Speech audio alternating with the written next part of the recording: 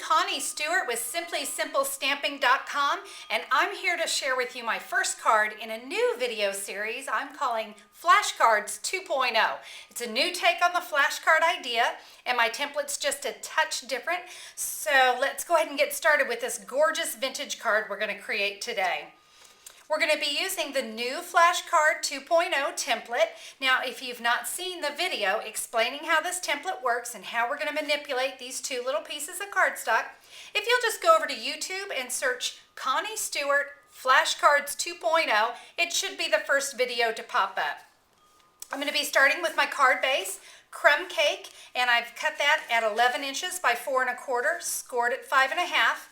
My Flashcard 2.0 pieces are rose red and very vanilla.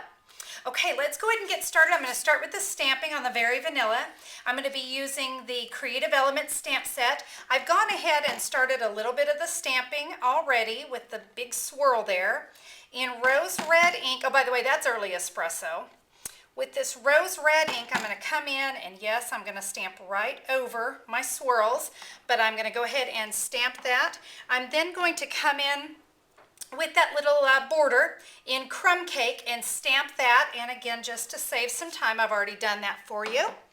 So I've got some little borders in crumb cake. I'm all ready to go. I'm going to come in now with the Certainly Celery marker.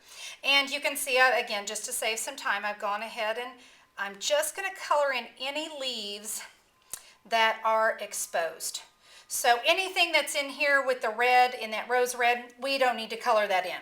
So when we have all that done, our stamping is done. Now let's go ahead and prep our flashcard piece. What I'm going to do is use the scallop border punch, and we are just going to punch that all the way down one of the long sides, just like so. And we now want to come and trim this off. And I'm going to cut it down so that this piece of cardstock remaining is 1 3/4 inches. So that way I have just a little piece for my border. Now let's go ahead and do some magic on this leftover piece here. I'm going to use the Boho Blossom punch. And I'm just going to put in my cardstock here. And I'm going to punch these out 3 times. Oh, always does that to me when I'm on video, right?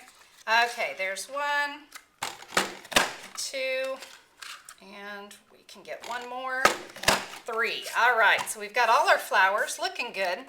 I'm now going to come in with my paper piercing mat and lay all my pieces on here. And you'll come in with a paper piercer tool. Love this little guy. I find so many uses for it. And I'm just going to layer my flowers together. And then I am using a crumb cake brad from the Neutrals collection. And you're going to do that on all of your flowers. And when you do, we're going to have great little things like this.